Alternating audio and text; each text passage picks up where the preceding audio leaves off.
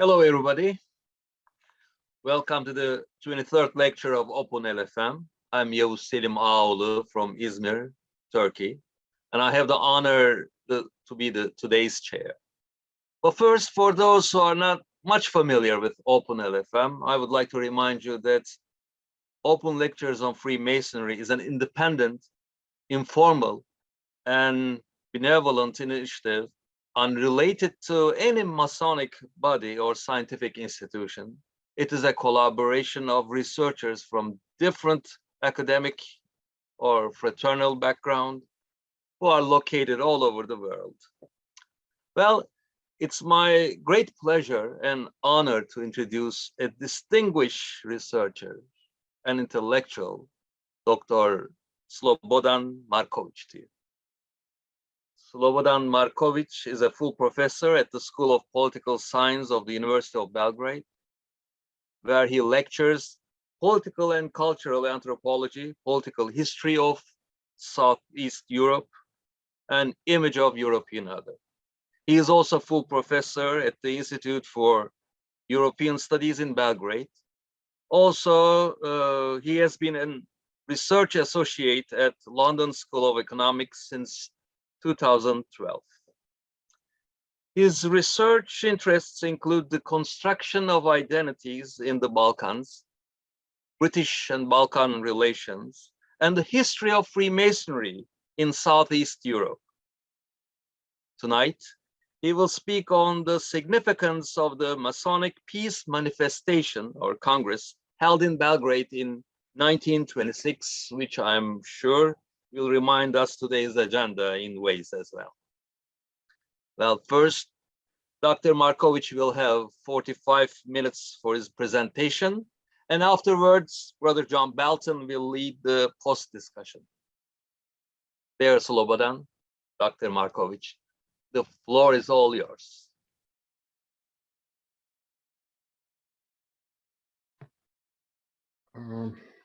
Yes, can you hear me? You can, okay. I would just like to ask you to make me the host in order to be able to use PowerPoint presentation. Let me see, maybe you can freely use it, Slobodan. I can, okay, good. Yes, thank you very much.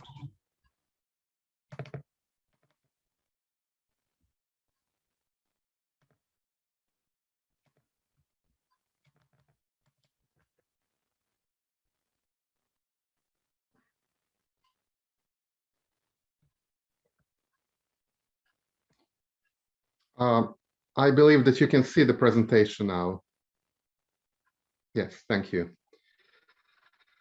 So, thank you very much for this invitation. I would like especially to thank Brother Yavuz and Brother Okan for this invitation to speak about the Belgrade Masonic Peace Congress in 1926, and also to thank Brother Markus Patka,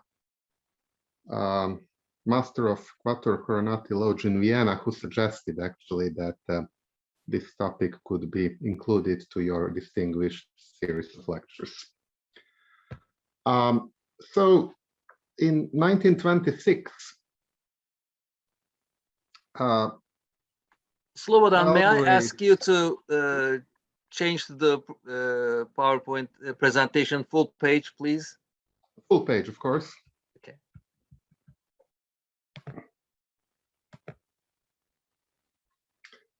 So in 1926, the Belgrade Masonic Peace Congress was held, and we, of course, since I live in Belgrade, we knew about that. We always mentioned it, but no one ever made a particular study about this Congress or about what it meant. We only had some general idea that it was something important. Of course, one of the reasons is the lack of sources, and I will come back to that topic several times during my lecture. What I can say at the very beginning is simply to quote one of the greatest Austrian Freemasons of all times, Eugen Lenhoff, one of the greatest peace activists of Europe, of the interwar Europe, who said in his book, Die Freimaurer, Freemasons, above all, a beautiful peace manifestation which united delegates of the Grand Lodges affiliated to the International Masonic Association in Belgrade in October 1926. The very eager young Grand Lodge of Yugoslavia had expressed the wish that precisely where the war had broken, the First World War, and the first shots had given the prelude to the gruesome melody of people's murder, a strong commitment to peace should be made. Nothing else was to be spoken of during the entire meeting. And so it was. In a solemn session, a resolute will for peace was expressed, a resolution advocated the pacifist idea was adopted, and in a public meeting in the assembly hall of the university, a large crowd was addressed on the Masonic circle of ideas and the yearning for peace that had sprung from it. So this was the summary of what happened in Belgrade, and Lenhoff was one of the authors who is basically the only author who actually wrote widely about that in Freemasonic circles. We will see later why. What are the sources? First of all, most of continental archives of the Grand Lodges were sacked during the Second World War, or before the Second World War even, but particularly during the war, including the archives of the Grand Lodge of Yugoslavia. So what we have today available are, first of all, Freemasonic newspapers. So Chester and Neymar in Serbo-Croat. These were organs of the Grand Lodge of Yugoslavia. Wiener Zeitung, which was the organ edited by Lenhoff and for many years, and organ of the Grand Lodge of Vienna. Then will attend the AMI, that is Association Internationale Masonique, Association Masonique Internationale, the International Freemasonic Association, which was published not only in French, but in other languages, but gradually only in French. Then profane dailies, because a part of the Congress was open. A special volume that you can see here, dedicated to the Congress by, let's say, paramasonic journal La Paix, edited by a very prominent French Freemason, Belgian French Freemason, Plantagenet in English. And finally, archival sources in the archives of Yugoslavia. These are sources that were retrieved by Yugoslavia from the Soviet Union after the two countries ended a mutual Cold War in 1956, 55-56. Now, before I go to the very Congress, I just need to say something about European Freemasonry just after the Great War. The legacy of the Great War was very, very difficult for the European Grand Lodges.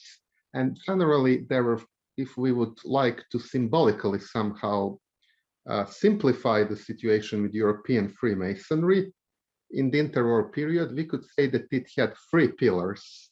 The English one, Latin continental one, and the German one. Now, the German one was in total isolation from the rest of Grand Lodges, and particularly old Prussian lodges were isolated. There were about 74,000 members at the time of the Belgrade Congress, of which 3/4 were old Prussian. I will come back to that later. There was also a huge division between English and Latin Freemasonries, division stemming back from the end of the 19th century, and particularly complicated by the fact that the United Grand Lodge of England recognized as regular a very small Grand Lodge. Actually, was not even a Grand Lodge, but a body that started to call itself Grand Lodge just before the war. And in that way, essentially opposed two major Grand Lodges in France, the Grand Orient of France and the Grand Lodge of France. So just after the war, there were efforts to organize transnational networks of pacifists and cosmopolitans undertaken by individual Freemasons, but also efforts to make a Masonic organization that could overcome divisions, particularly Swiss Freemasonry, since Switzerland was a neutral country during the Great War, wanted in a way to mediate between German Freemasonry, Latin Freemasonries, and if possible, even with English and Anglo-American Freemasonry, to put it in a broader context. The other important issue of the interwar Freemasonry was that there were two waves of persecution.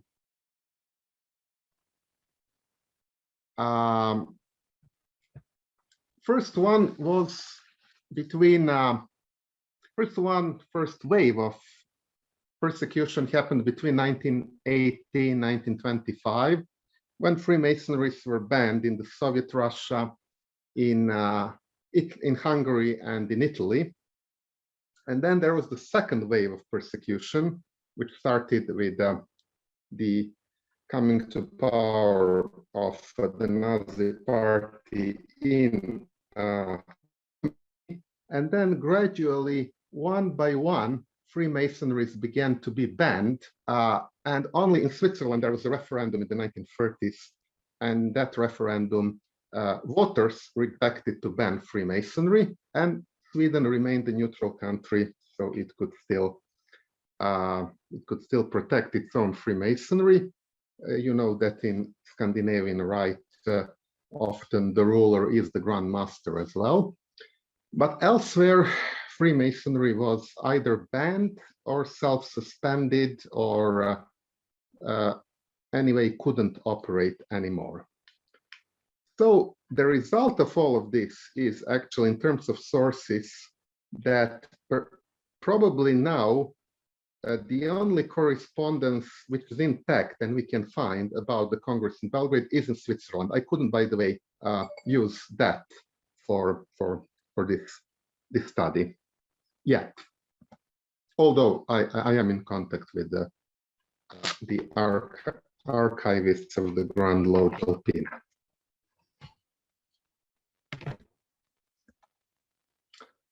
One of the efforts to bridge the gap was to establish a Freemasonic Association, and one such association was established in October 1921 in Geneva.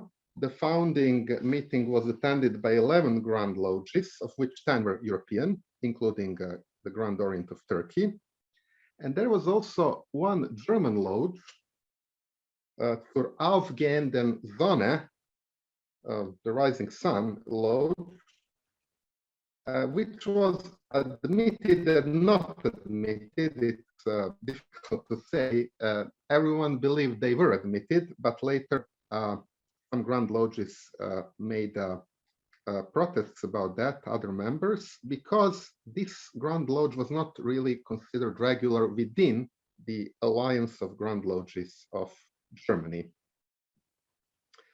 The statute of this organization stipulated in Article 1 that its purpose was to maintain and develop the existing relations between the Masonic powers and to create new ones. This organization had its regular convents that were held in Geneva, Brussels, Paris, Istanbul, Luxembourg, and Prague. And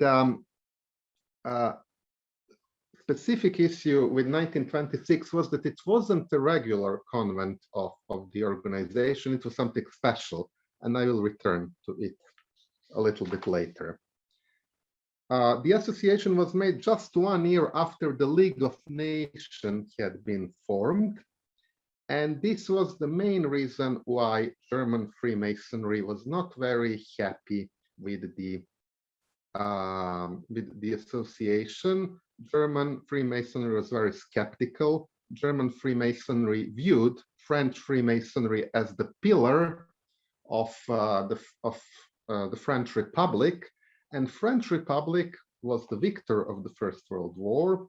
troops of France occupied certain areas of Western Germany after the end of the hostilities in the First World War. Very harsh reparations were imposed on Germany. The Paris Peace Treaty proclaimed Germany as solely responsible for the war. And in the eyes of German Freemasons, the French Freemasons were those who were responsible, who actually contributed to that. So for them, for the mainstream of German Freemasonry, cooperating with French Freemasons meant basically betraying Germany. So the main challenge was that at least some German Grand Lodge should be admitted and then use that Grand Lodge as a bridge to German Freemasonry. The problem was that for German mainstream lodges, Grand Lodges, these lodges from Entente countries, such were France, Belgium, Italy, all the countries that were members of the Entente, they were called Feindbundlogen, or enemy craft lodges. So they didn't want to have anything with them. However, French Freemasonry succeeded somehow to add this lodge, the Rising Sun, but it created very serious fracture from the very beginning within the ranks of the International Masonic Association. And whether the Rising Sun was a member or not was discussed in 23 in Geneva, in 24 in Brussels, in 25 again in Geneva. So basically just before the peace manifestation in Belgrade, the organization was already very much divided about the membership of this Grand Lodge, and some Grand Lodges, and particularly the Grand East of the Netherlands, wanted to leave the organization because they considered that this German Grand Lodge was not regular and should not have been admitted.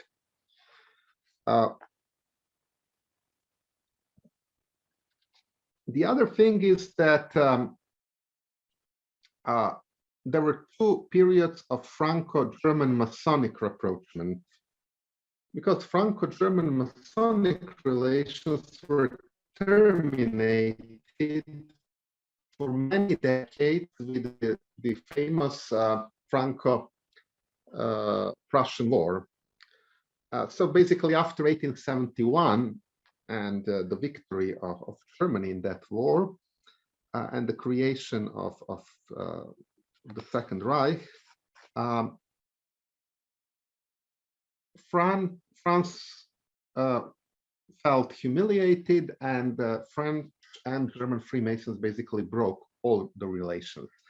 However, there were efforts to bring them back together, again with the help of Swiss Freemasons, and they indeed made huge progress just in the years before the Great War. But the Great War ended everything again, 1914, 1918. So this period in the 1920s was full of tensions in Franco-German relations, particularly in the period 1923 and 1924. But in 1924, there was a kind of change in the mood, the rise of pan-European and pacifist ideas, Locarno treaties, which finally settled relations with between Germany and particularly France and Britain as victors of the Great War. And what followed was the spirit of Locarno in 1925-1930. That spirit is described as a spirit of reconciliation, symbolized by some of the leading statesmen of France, Germany, and Britain, and here we see Stresemann, who was also a Freemason himself, who symbolized this rapprochement from the German side. And the climax of all of this was admission of Germany to the League of Nations on September the 10th, 1926. So essentially, the main objection of German Freemasonry, that French Freemasonry created this whole system, Paris system, with the League of Nations behind, and that system was anti-German, and therefore, because French Freemasonry allegedly played a key role in all of that, German Freemasons didn't want to cooperate with such an organization, and Germany was not even a member of that organization. That main objection could not be used anymore since September 1926, which actually happened exactly at the time of the Congress in Belgrade, and perhaps it wasn't even a coincidence. Anyway, how it happened that Yugoslavia became the host, to a certain degree, it was a pure coincidence. It was because Yugoslavia was, in foreign policy terms, one of the countries of the French system, the protection of French foreign policy, together with Romania and Czechoslovakia. These were countries that were supposed to defend the order established by France. And not surprisingly, Grand Lodge of Yugoslavia, which was established in 1919, also came under the dominant influence originally of the Grand Orient of France and the Grand Lodge of France, particularly since before 1919, there was not even Grand Lodge in Serbia. There was only the Supreme Council, and the Supreme Council, during the exile of the Serbian government, was moved to Marseille. So it was under the direct influence of French Freemasonry. It wasn't a very big Grand Lodge, maybe some 550 members in 1926. Also with the problem of reputation in Europe due to the fact that some circles in Germany accused Grand Lodge of Yugoslavia and the Grand Orient of France for the Sarajevo assassination, although no documents have ever been found to confirm this, but this was general narrative present in German Grand Lodges. The Grand Master and Grand Commander, several Supreme Masonic bodies like Turkish, Yugoslav, and some others, Romanian, at that time combined these two positions. So Grand Master was also Grand Commander. That was the situation in Yugoslavia as well. So the man who dominated Yugoslav Freemasonry was Georg Weifert, a person of German origin. He, in line with foreign policy, Latinized his name, so he was Georges Weifert, but originally was Georg Weifert, and he was the governor of the National Bank of Serbia and then Yugoslavia, and the leader of the Grand Lodge. And the other person was Dusan Milicevic, the first Grand Warden, who actually was behind all the preparations and who represented the Grand Lodge of Yugoslavia in the International Masonic Association. Let me just return to the question of France and Germany. So in France, there were two dominant Grand Lodges, Grand Orient of France and Grand Lodge of France at that moment. They were founders of the International Masonic Association. They insisted on the question of peace, pacifism, etc. And the Grand Orient of France even used the topic of peace as the central part of its convention of 1922. And there were annual topics that the Grand Lodge of France introduced. The problem with Grand Orient of France was that one from the end of the 19th century, that you could become a member without basically accepting the existence of the grand architect of the universe, and that made them irregular in the eyes of the United Grand Lodge of England. Grand Lodge of France was, one could say, regular but not recognized. Regular because it accepted everything that regularity meant at that time, but it wasn't recognized as regular by the United Grand Lodge of England. So they represented two major institutions of Latin Freemasonry together with the Grand Orient of Belgium and two Grand Lodges in Spain and Grand Orient of Italy until it was banned in 1925. On the other side, Germany had three old Prussian Grand Lodges, about 74,000 members altogether, 9 Grand Lodges. Three Prussian Grand Lodges had 3/4 of members, very conservative, very German, and exclusively Christian. Non-Christians couldn't be members. And then there were 6 humanitarian Grand Lodges in Hamburg, Bayreuth, Dresden, Frankfurt, Darmstadt, and Leipzig, who that were of more liberal and international orientation, more cosmopolitan in their spirit. And one of them was, as I already mentioned, Freimarer Bund zur aufgehenden Sonne, Freemasonic League of the Rising Sun, which was not considered strictly regular or was considered irregular by others. Individual members from the humanitarian lodges, one of those 6, participated in peace activities and initiatives, supported individual establishment of the League of Nations, but such activities were seen as a kind of betrayal by old Prussian lodges, but also by many in humanitarian lodges. So now we come to 1926. Now they think, what should they do? How should they attract them? They cannot bring German Grand Lodges and their members to the regular meetings of the Convent of Ami, because Grand East of Netherlands would boycott it. And the Grand East of Netherlands is of the key importance for the International Masonic Association, because the Grand East of the Netherlands was a bridge, the only bridge, basically, together with Alpina of Switzerland, between Anglo-American Freemasonry and Latin Freemasonries. If the Netherlands is out, the Grand Lodge of New York will also be out, and it actually was out just before the Congress. And then there would be no bridges with the Anglo-American Freemasonry.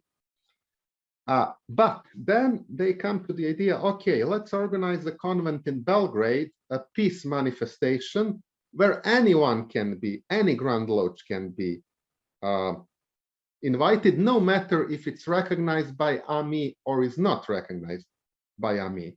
It will not be the Congress of AMI, but will be the Congress under the auspices of AMI, and one of its members, Grand Lodge of Yugoslavia, will be used as a host. So that was the idea. And now, within that network, let's try to bring Germans and make some sort of public manifestation of new European spirit, spirit of Locarno. Officially, the aims of the Congress of the Convent in Belgrade, you can translate it as you like in French, because the official it was called manifestation, but in English manifestation means something else, but may mean also a kind of convent, but it's secondary meaning. So you can call it Congress, convent manifestation, whatever you prefer. Anyway, this meeting in Belgrade had two aims. The first one was to express sympathies for Freemasons who are to a small or larger degree subjected or persecuted, particularly those in Hungary, Italy, Greece, and Spain. And then there was, this is official, that was official explanation. And then the second one was that, but it was mainly about Hungary and Italy, to be very, very specific. And then emphasis was later put on peace and reproachment of peoples, And the Congress was officially called Manifestation of the Universal Freemasonry for Peace and Rapprochement of Peoples. Of course, there is no point of rapprochement if there are no Germans in Belgrade. So the key was how to bring Germans to Belgrade. Who gathered in Belgrade? Very, very prominent persons who is who of European Freemasonry, such as Grand Master. There was no Grand Master at that time, but equivalent to Grand Master of Grand Orient of France, Attier Glossier.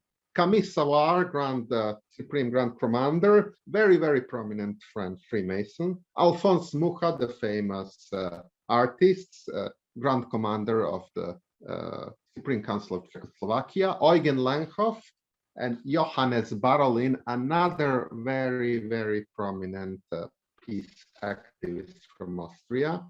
Leo Mufflemen, I will come back to him. Jozef Balasha, Deputy Grand Master of Hungary. He got special permission from the government because officially Freemasonry was not allowed in Hungary, but they could go to some international meetings. And AMI started negotiations with a series of Hungarian governments to permit some sort of renewal of Hungarian Freemasonry. Then Dr. Fritz Brandenburg, Grand Master of the Grand Lodge of Alpina. Here I have a misspelling, and Brother Yavuz told me already. Dr. Fikret Tahir Bey, Grand Master and Supreme Grand Commander, but I mentioned him as he is signed in the French document. And then George Weifert, or Georg Weifert, or George Weifert in Serbo-Croat, Grand Master of Yugoslavia. This is the photo of the meeting. So one of the specific issues were their photos were freely pressed from this meeting. So this meeting was specific because it was supposed to have a very big open discussion, open for all the audience, for all the journalists, for everyone to see. And of course, it was very much reported in Balkan, Italian, and European press. Who was absent for Belgrade? First of all, Grand Lodge of Holland, Grandist of Holland, which replied to both AMI and Grand Lodge of Yugoslavia. They could not take part due to events from Geneva. United Grand Lodge of England did not even reply. This is the invitation which I found in the archives of the Grand Lodge. United invitation was received, but there is no confirmation that the United Grand Lodge of England ever replied. This is not surprising because the Grand Lodge of Yugoslavia was recognized only 4 years later. Grand Lodge of Norway replied that it could not participate in the events since in their Freemasonry, they were limited to activities within 4 walls to our members and among us. So that was the official reply from Norway. And of course, something that no one expected was that all German humanitarian Grand Lodges refused to participate. This was a huge blow for French Freemasonry, for Lenhoff also, who helped very much about all of this and who invited all those lodges to participate, but they did not want to come. And it is interesting to quote what were the replies, just to sense the feeling of how bitter was the situation between German and French Freemasons at that time. And those replies were actually published in Šestar, so we have them in Serbo-Croat. So, for instance, on August the 12th, 1926, the Grand Secretary of the Grand Mother Lodge of the Eclectic League of Freemasons in Frankfurt, so one of the humanitarian Grand Lodges, replied that under the given circumstances, they could not accept fraternal invitation of Yugoslav Freemasons. That was just That was all, nothing more than that. And of all the regular German Grand Lodges, the eclectics were the most likely to be engaged. So that was a huge disappointment. Then the second humanitarian lodge that was open to international cooperation was Surzona in Bayreuth, and they informed the Yugoslav Freemasons that they had to reject their invitation, not on the basis of fraternities that are expressed there, but due to the reasons that are to be found in the psyche of our people. That was the official reply.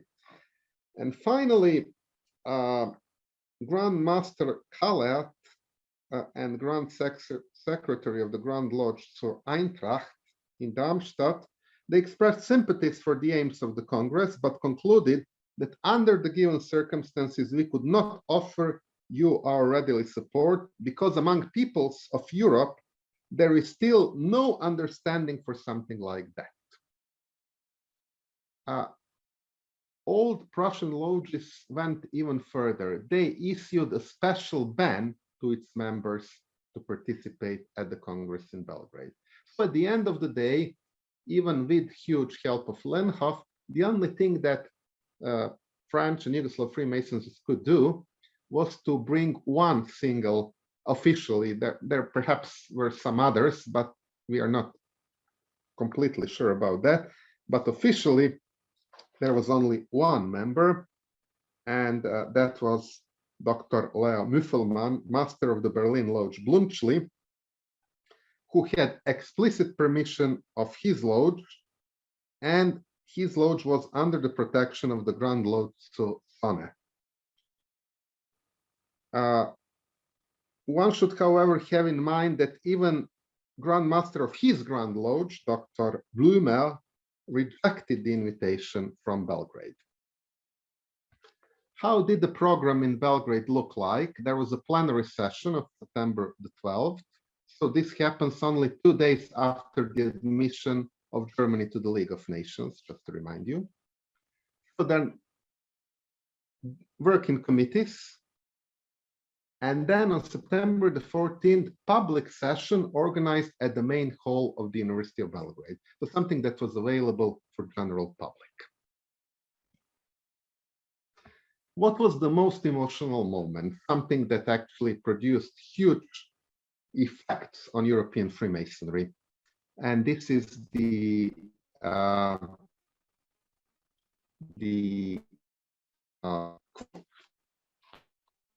it is the moment when Dr. Leo Mufflemen, Worshipful Master of the Lodge Blumschli of the Orient of Berlin, started to speak. It is from this is all quote from this publication that you can see lapé. In a few vibrant and harsh words, he tells us how much he sincerely shares the ideal that we all profess and that brings us together here tonight. So he speaks this in the Temple of the Orient, in the Temple of the Grand Lodge of Yugoslavia in Belgrade. So it is a ritual meeting. And then at that ritual meeting, Mufflemen says, it is high time that hatred stops. The true light is that which springs from the love of neighbor, from the great Masonic Brotherhood. Turning to Grussier, president of the Grand Orient of France, their Grand Master, he threw himself into his arms to give him a heartfelt fraternal embrace. May this kiss of peace be the first gesture of definitive reconciliation. The audience understood this and burst into frenzied and prolonged applause. So essentially, a German and a French Freemason, although there was only one German Freemason, but nonetheless, a German Freemason, a master of one lodge from Berlin, hugged French Grand Master, and they had this famous fraternal kiss, as it came to be known. It was immediately known to all of Europe because press wrote about it, because Belgrade Daily Politica wrote about it, although it happened not at the public meeting, it happened at the closed meeting during the ritual meeting. But obviously, French and Yugoslav Freemasons gave everything from that meeting, minutes of the meeting, to the Belgrade press. That was obviously agreed in advance. So you can see here one excerpt from Die Neue Freie Presse, the leading Austrian liberal newspaper.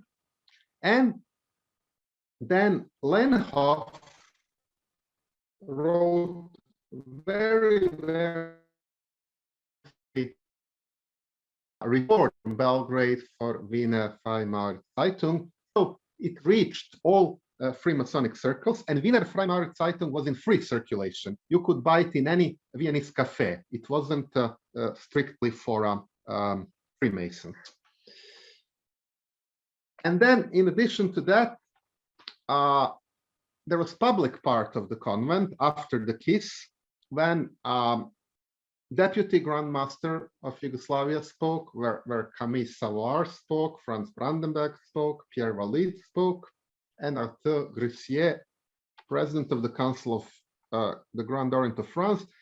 Pierre Valide was some sort of secretary in the French government, something like a kind of minister in one of the previous government. It was a huge public display, a strange public display, that people who are so highly positioned appear publicly, speak publicly, say publicly we are Freemasons, give interviews publicly. So even some people started to wonder in Belgrade if Freemasonry was really a secret organization or not after that. Of course, this was very well received in certain circles, but was very, very poorly received, very negatively in Italy in particular, and their press covered this Congress with very sinister comments, claiming that there were secret sessions organized against Italy, organized to undermine Italy, etc. And but apart from Italy, it was mostly discussed in German Freemasonic circles. Resolution of the Congress also appeared, and it was that Freemasonry essentially supported ideas of freedom and democracy, which are the only ones capable of ensuring justice and respect between citizens, will become the rule of international relations between people who are now emancipated and unanimously concerned to avoid the return of disasters which are the shame of the civilized world. They, of course, refer to the First World War. In order to achieve these goals, to which all humanity aspires, the Assembly hopes that Masonry, passionately imbued with the spirit of peace, will advocate and support any attempt to settle conflicts through arbitration. It wholeheartedly supports the efforts made in this direction by the League of Nations and those which tend towards the regulation of armaments in order to lead one day to their definitive suppression. So it was a very, very pacifist, very cosmopolitan message. But if you read carefully what's written here, you will see that there are very clear political statements here. And this is what the Grand East of Netherlands was particularly nervous about. I should just turn your attention to the fact that this happened simultaneously with the German accession to the League of Nations. So Germany was admitted on September the 11th. On September the 12th, this meeting in Belgrade, telegrams were sent to King Alexander of Yugoslavia and Mr. Nimčić, who at that time presided over the League of Nations, a Yugoslav diplomat who presided over the League of Nations in Geneva. And then basically it was Nimčić who invited Stresemann, another Freemason, German Freemason belonging to Old Prussian Lodge, to take the seat of Germany in the League of Nations. And one day later, fraternal hug between Grussier and Mufflemen happened. So this was like something that perhaps was not planned, but at the end conveniently happened. This is here you can see from French publications those letters sent to the president of the Assembly of the League of Nations in Geneva, Ninčić, Yugoslav diplomat, and to King Alexander from the Congress in Belgrade. Reactions were, well, we can say that among Grand Lodges that were present, the reactions were very good. For instance, Grand Secretary of Austria wrote, "But what we value more than anything else is the real Masonic spirit that fulfilled the whole manifestation and which made everyone who was fortunate enough to be present more than satisfied." From Switzerland were perfect reactions. From France were perfect reactions, of course, those who were present. But German Freemasonic and even profane press was very angry regarding Mufflemen's participation at the Congress. Fascist Italy, as I already mentioned, viewed the event as a form of provocation against Italy, and Italy repeatedly claimed that the manifestation had secret session and secret decisions against Italy even.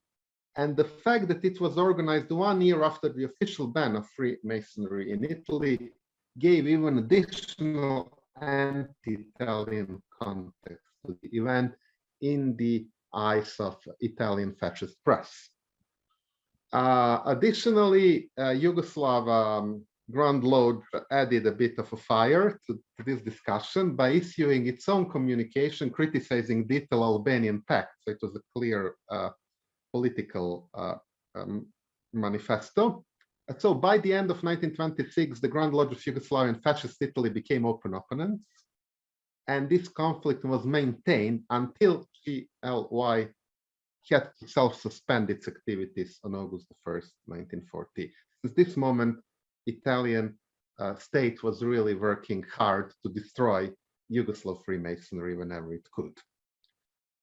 What was the influence of the Belgrade Congress? Well, Grand Lodge of Yugoslavia, it was positive. I won't go into details. It was good for its reputation, although it turned clerical circles a bit against itself and fascist Italy against itself.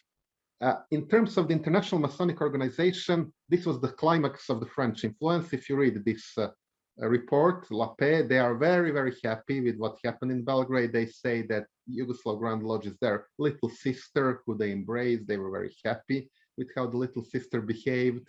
They expected huge achievements from the little sister, but others did not receive it well.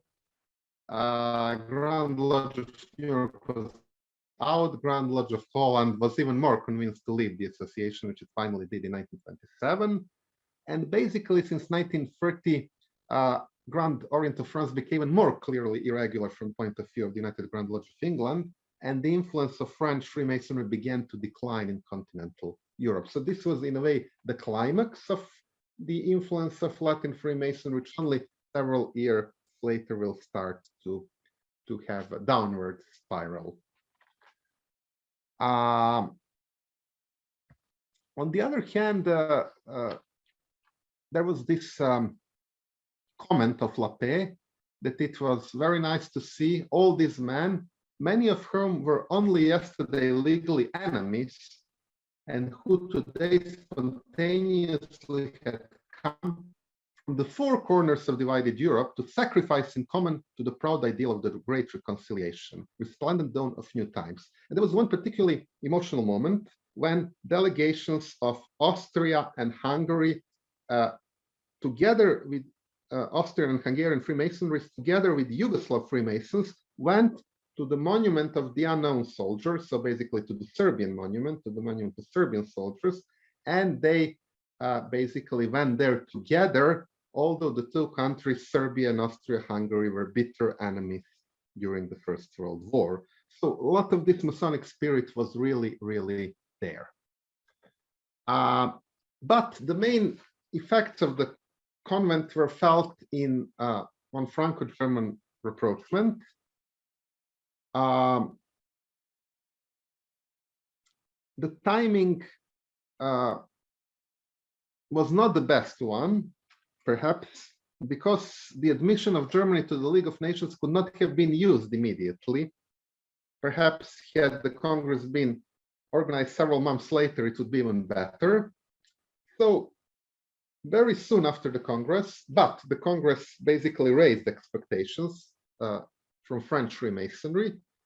But in February 1927, so only half a year after the Congress, it became clear that not too much could be done. And during the so-called Frankfurter Begegnung, or Frankfurt meeting, limits of Franco-German Masonic reproachment were clearly seen.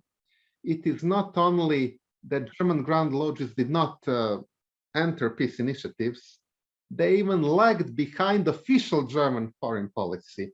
So one would expect that Freemasons would be leaders in peace rapprochement. No, politicians were actually more prone to peace initiatives than Freemasons themselves in Germany.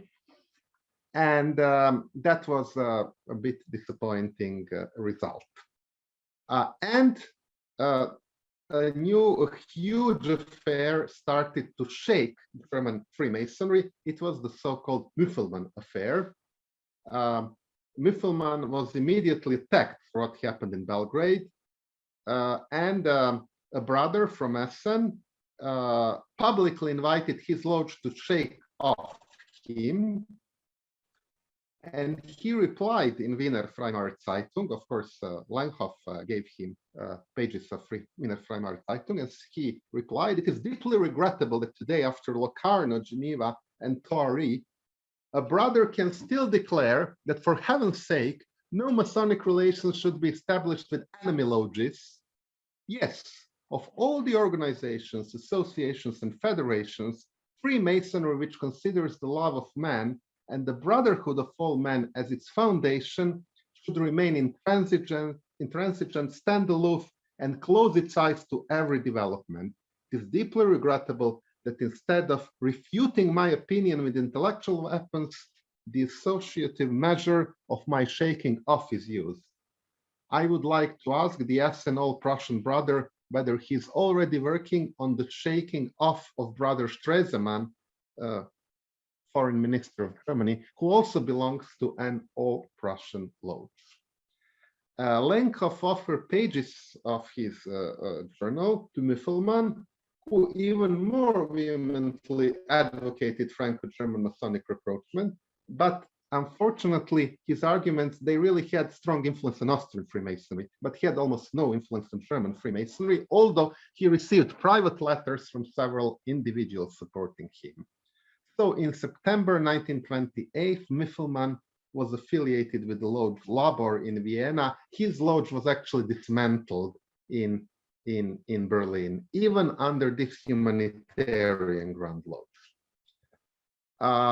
In the aftermath of the Frankfurt meeting, Mufflemen's orientation failed. He resigned his membership, his lodge was dismantled, and then he went a bit further than that. He initiated the formation of a new Grand Lodge in Germany. And in 1930, he initiated the establishment of a new Grand Lodge, the symbolic Grand Lodge of Germany, one of only two German Grand Lodges that refused to accommodate itself to Nazi rules and which self-suspended itself in 1933, but continued to exist in Israel. So today's AFAM is basically the continuation of this Grand Lodge, the symbolic Grand Lodge of Germany. It is based on the traditions of this Grand Lodge. And in a way, Belgrade event led to the foundations of the symbolic Grand Lodge of Germany, because suddenly, because of this fraternal kiss, Mufflemen became the main point of gossips, the main point of attacks in the German Freemasonry. It was widely discussed. I can't go into details, but basically he was attacked in a way as politicians would attack politicians, certainly not as brothers would attack brothers, in Freemasonic press in Germany. And finally, what are other remembering of the Congress of 1926? First of all, Fascist Italy and Nazi Germany both remember the Congress. So when German occupation happened, when Germany occupied so many European countries in 1939, 1941, one of them was Yugoslavia. And in some of country capitals, German occupiers organized anti-Masonic exhibitions in Paris, in Brussels, in Belgrade. In Belgrade, of course, the reason was this Congress of 1926, which was remembered well. And it was supposed now to be shown to local populations that Freemasons were the source of evil, which, as was explained at that exhibition, was responsible for the destruction of Yugoslavia. And basically the same accusations used after the Congress were repeated in 1941, 1942 during that Congress. So essentially, I could conclude that the efforts of Franco-German reproachment, which culminated in Belgrade, were based on Masonic internationalism. However, after Belgrade and Frankfurt, they had to be redirected to individual initiatives. I think that Brother John will speak about them now. And that was something that the Universala Framasona Liga, UFL, was more suitable to do than the International Masonic Association. It was actually proven also by the events in Belgrade that Grand Lodges, in a way, at that time had to follow or to be accommodated with the foreign policies of their own lands, even if they claimed that they were apolitical. This UFL, Universal Freemasonic League, was recomposed just after the Belgrade Congress, and Lenhov became its managing director, and country groups were formed. And basically, after Belgrade, it became clear with all these rejections of Grand Lodges and basically the decision of Dutch and before that New York Grand Lodge to leave the AMI, it became clear that if you wanted to have peace and similar Freemasonic activities, perhaps they could have been based, they could be based on individual cooperation rather than on cooperation of Grand Lodges. So that certainly was how Lenhov read what happened in Belgrade. So this UFL, the next important Freemasonic association, had 7,500 members by 1933, and they were able, as one of the important recent authors in the history of continental Freemasonry, Joachim Belgia, as he called them, they became a small cross-border elite. But even this other organization, UFL, could not do much in terms of Franco-German reconciliation, because in 1930, German Grand Lodges prohibited their members to attend meetings of UFL. And after that, those German Freemasons who wanted to officially participate in international activities, they basically had to join Mufflemen's symbolic Grand Lodge. So Belgrade, in terms of German Freemasonry, was a kind of accelerator of events, and it led to this fact that those very internationally oriented German Freemasons at the end had to leave old Prussian lodges, but also humanitarian lodges. And if they wanted to continue policy that way, they had to join Mufflemen by 1930. That was the only way out. So these are basically the results of what happened in Belgrade. And at the very end, just allow me to thank a series of brethren, of whom some are present today, who helped me to find some of the sources, and not only brethren, but also individual researchers. And among them, I would like to thank Laszlo Vari, Jap Sadilek, Friedrich Bach, master of the lodge Quattro Coronati in Budapest, and also to all of you who were ready to listen to all of this, including the former Grand Master of the regular Grand Lodge of Serbia, who I saw on the list, Brother Ranko. So thank you very much. Okay, thank you, Slobodan. Now let's hear John, and I think John will lead the post discussion now. The floor is yours, John. Thank you very much, and thank you, Brother Slobodan. It's a fascinating picture that you paint, I have to say. It's not quite what I expected. So what I want to do, let's pretend we're looking at a slide. I'm holding your slide up and I'm turning it round, and I want to talk from the other side about another take on it. Because if you go back, the first Masonic peace movement was the Bureau International de BIRM, I forget the exact title of it, and that was actually formed under the auspices of Switzerland in 1889. So only about 19 years after the Franco-Prussian War. That then turned into the AMI, Association Masonique Internationale, in 1921. And the period that we're running up to was actually, the problems for the AMI also were that the person who ran it, Cathy Eletante, actually died in 1924. So there was a crisis in 1925. Then they split the functions, and they didn't actually hold a meeting in 1926, which is what puzzled me for some years, because I knew there was maybe something, so I had Baal ? And then the other group that comes, the third group actually is one that called, they just had a manifestation. And the first of those took place in 1907 on the border of Alsace-Lorraine at the Col de la Chute. And this was the meetings of the local French and German brothers, because the border moved, it moved in the Franco-Prussian War, and it moved again after the First World War. But they walked over the border, and no one was listening to them. So they decided to see what they could do to get a settlement so that they could visit each other's lodges. And that continued for a long time. And I thought the Belgrade meeting was actually one of those, but it wasn't. The second meeting, the third group was the Universala Framasona Liga. And I give it that name, because it was formed by at the Conference of Esperantists in Boulogne-sur-Mer in 1905. And there was an offshoot of that, which became the Universal Framasona Liga.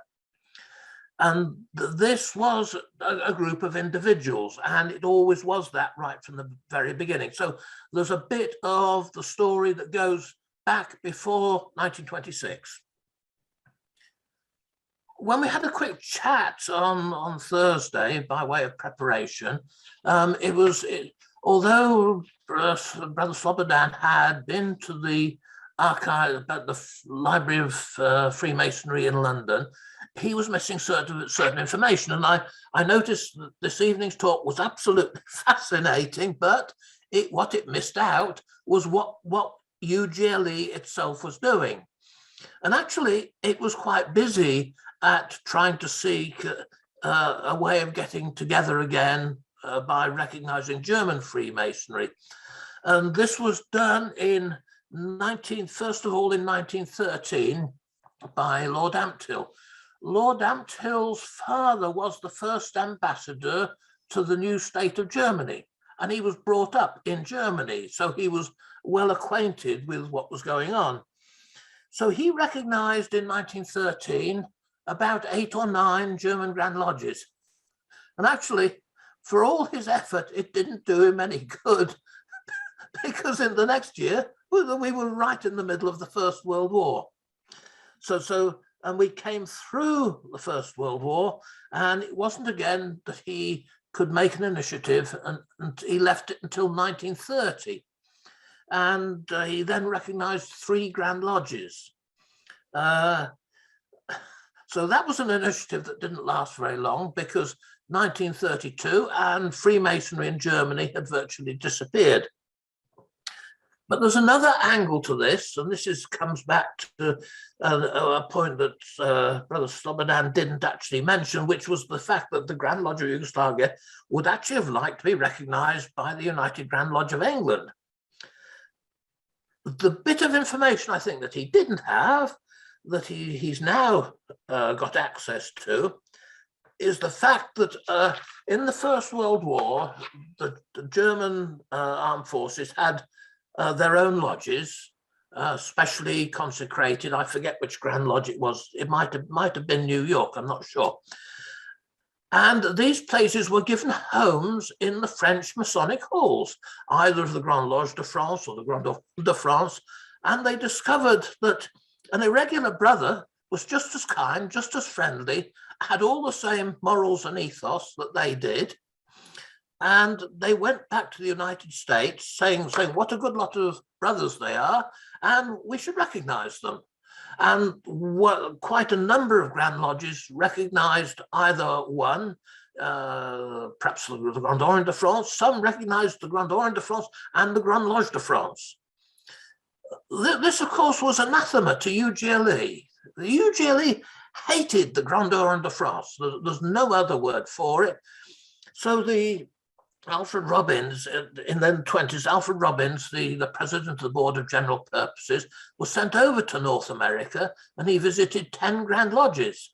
Officially, he didn't talk about this, but practically he wanted to get them to withdraw the recognition of the French Grand Lodges.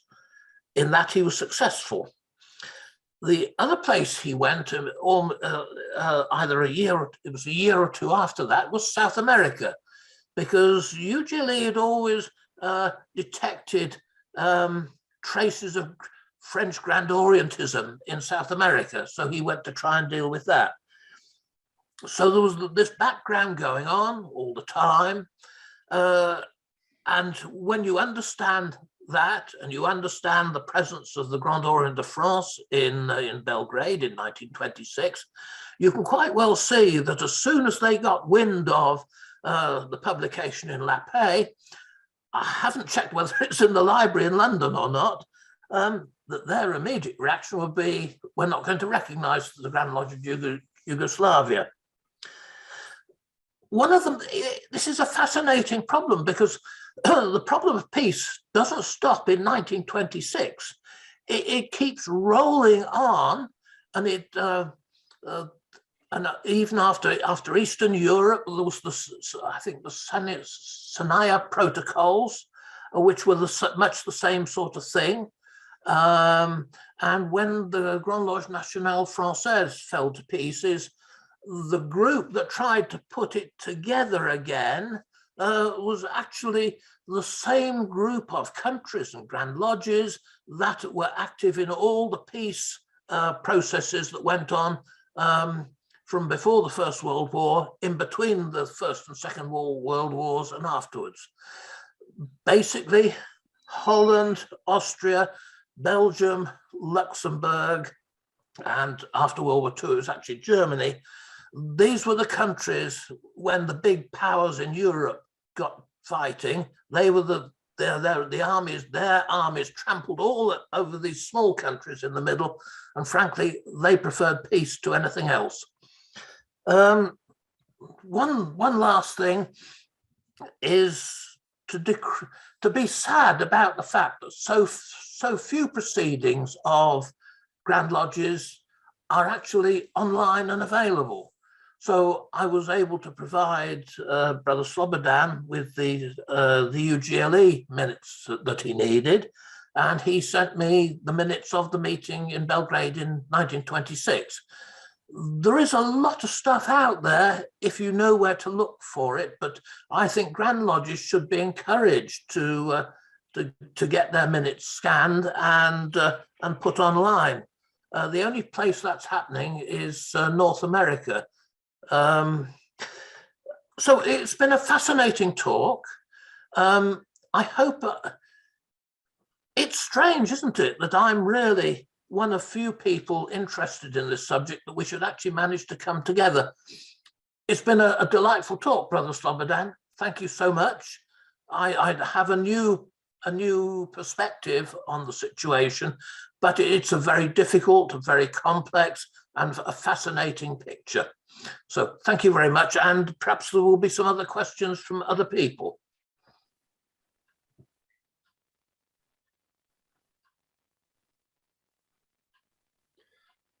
Well, there is already one, so maybe I can answer immediately. Someone raised the question that I mentioned that Freemasonry was banned everywhere in Europe. I actually referred to continental Europe. So I didn't refer to England, Ireland, and Scotland, of course. Yes, I know that we've left Europe again, but never mind. Yes, continental Europe.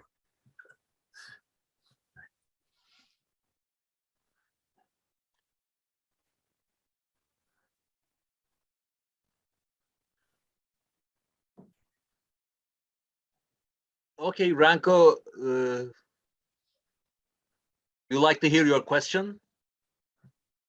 And if you can just unmute. Thank you very much. First of all, I would like to congratulate Brother Slobodan for this excellent presentation. It was really fascinating. Now, all the time, I was actually thinking of the current situation that we have in Europe compared to the situation that we had in those days, some 100 years ago, when this Congress in Belgrade happened. Actually, it took the end of the First World War was 1918. So the Congress was 8 years later. And we see that it was not very easy to have the reconciliation of the different parties which were actually on both sides during the war. So there were a lot of repercussions later on and so on. Now, I was thinking that today, actually in those days, it was clearly that Freemasonry, consciously or subconsciously, was influenced, politically influenced. And this reflected on the behavior of Freemasons. Today, we have a situation that we have a war in Europe again, and I hope it finishes soon and it doesn't spill over. And definitely, we have also, I would say, some groupings of the Grand Lodges behind the two parties. Now, I would like to ask Brother Slobodan, how does he see the future? Could we draw some sort of a parallel? What happened in 1926 as to what is going to happen, hopefully soon, that we have some, I would say, reconciliation between the Grand Lodges, particularly those that are now on the opposing parties in Europe. Thank you.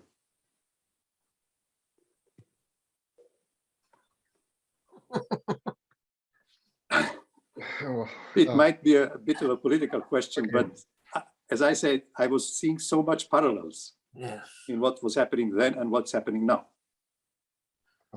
I suspect that Freemasons are feel less involved in politics and much less involved in thinking that they might have any useful purpose to create peace if they did get together. And while we're talking about not recognizing each other and being at war, I can tell you most certainly that since the 4th of December 1877, UGLE has been at war with the Grand Orient of France, and that state of war exists to this day. Sorry about that, guys. That's the way it is.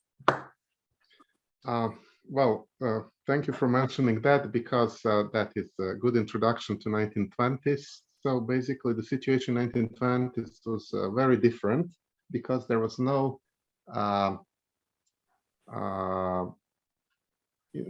international chain of regular Grand Lodges that exists today. So basically, some of those Grand Lodges were totally isolated at that time. Some decided to be self-isolated, and today at least we have in every European country at least one regular Grand Lodge that is in fraternal chain with all others. No, So that is, we have quite a number of countries with more than one regular Grand Lodge. sure, of course. The recognition is variable. Of course. Even in interwar Europe, we had 2 regular Grand Lodges in Czechoslovakia, so that is nothing new. But so this is different. The other thing is that at that time, Latin Freemasonry actually considered that it was the task of Freemasons to actively contribute to peace and reconciliation. So it wasn't considered as a political duty, it was considered as a Freemasonic duty. And I think that under the guidance of UGLE, things have changed slightly, and perhaps there is a more neutral view on that. So I would agree with Brother John that today's Freemasonry actually reduced its scope of ambition to change the world. What we can actually learn from reading those annual reports of the Grand Lodge of France, because they are available, and they were, I'm not sure about Grand Orient, but I read those from Grand Lodge of France and papers about that. It was obvious that they wanted to change the world and they wanted to reform the world. So they didn't hide it. They really believed that Freemasonry had to say something about it and that Freemasonry could improve the world. And I think we believe the same today, just we are not practically oriented to do that. We refrain due to this general ban on introducing politics to lodges. And that there was no such really intention in Latin Freemasonry in interwar period. So that is something that very much divides these 2 periods. I'm not sure how it is today in the Grand Orient of France, but if some of the someone from the audience is a member of a lodge under the Grand Orient of France could tell us, but I don't know that. But obviously within this Anglo-American Freemasonry, it became a standard issue that politics should be out of lodges, and that reduced the scope of activities that Freemasons are supposed to do in reforming the world from the point of view of at least what French Freemasonry was doing in the 1920s. You can of course argue that it wasn't Freemasonic, that it was beyond the scope. That's now a question of how you would see it. Okay, Slobodan, there are some contributions, also one from Helge, I suppose, mentioning about anti-Masonic exhibitions in the countries in Europe during World War II, for instance, in Oslo in December 1940 and January 1941. We can mention, I think, this. Oh, another contribution from Turkish Grand Orient, I can comment if you would like. It's interesting that we find in the minutes of Turkish grandees that there's a large delegation for 1926 Belgrade Congress, including Grand Master, who is also Grand Commander, including immediate past Grand Master, who would become a Grand Commander in years to come, Deputy Grand Master, and past Grand Orator. They were all in the convention in Congress in Belgrade. Also in the minutes, it is mentioned that there was a report after they returned to Turkey. A report was written, but we couldn't find it yet in the archives of Turkish Grand Lodge until now. So there is another question, I believe, in Sivasi Bremenian, if I pronounce it right. We would like to hear your question. Yes. Okay. Yeah. There are actually two questions. One was about the neutrality that Sweden and Switzerland maintained in Masonic affairs in the 20s and 30s. And did this actually pave way to their neutrality, Switzerland's neutrality in world political affairs today? And also, at that point of time, whatever developments happened in Grand Lodges in Europe played a very important part in giving shape to the League of Nations. Like someone was saying, at that point of time, Masonry was anxious and ambitious, and it believed that it could do things to affect changes in the world. And there was also a subsequent opinion that today we are not that ambitious and it does not work. And so the solution could also come from what happened in the 20s, that one of the initiatives was to talk about a universal Freemasonry. And are these efforts continued in some form today by Grand Lodges around the world? And if Masonry is universal, then there is a lot more that it could do to make the world a undivided world, a world without war. Not only peace, but also in aspects of development. I'm sure that even though there is a ban on discussing politics in Masonic lodges at the craft level, the deeper we go, there is also a sense of responsibility inculcated among Masons, and individual brethren who are in positions of responsibility transfer Masonic ideals and do play a role in bringing people together, bringing nations together today. And that can happen at a heightened level if Masonry becomes universal, if the differences disappear. Are there initiatives continuing today to make Masonry more universal? Okay, we needed that optimistic view, I believe. Okay, then,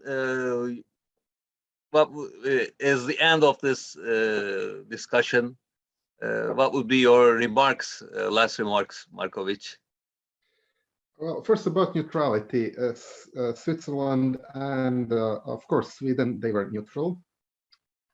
Switzerland, Sweden, and Britain are the only three countries that didn't have foreign troops on their soil since 1815, so they're very specific in that sense, historically speaking. But Swiss and Swedish Freemasonry actually acted totally differently in the interwar period, and they had very different approaches. Actually, Brother John mentioned that a lot of actually the first initiatives for international Freemasonry came from Switzerland. There were also Hungarian initiatives, but I cannot talk about them now, from the interesting from the end of the 19th century. But because Brother Attila is also present, who knows a lot about that. And also it is very interesting to notice that I think former Grand Masters had a Nobel Prize from Swiss for peace from Swiss Lodge Alpina. But that lodge was really committed to bringing peace to the world. It was the center, the epicenter of global pacifist movement in a way. It was very different from Sweden, definitely, and also very different coming from different rituals, because Schröder is a ritual which is of course open for everyone, and Scandinavian Rite, as you know, is a ritual open to Christians only. So in that sense, the situation was very different in the interwar period. And about prospects, I can't really say too much, but I know that, for instance, Brother Ranko participated in all those global Freemasonic meetings, where they discussed how Freemasonry could change today's world. So he's much more competent. When he was a Grand Master of Serbian Grand Lodge, so he knows much better than myself. I know only what we heard from him. Okay, then. Thank you very much, Slobodan. John, Brother John, would you like to close the session for us? Yes, just say thank you for the enlightenment, everyone.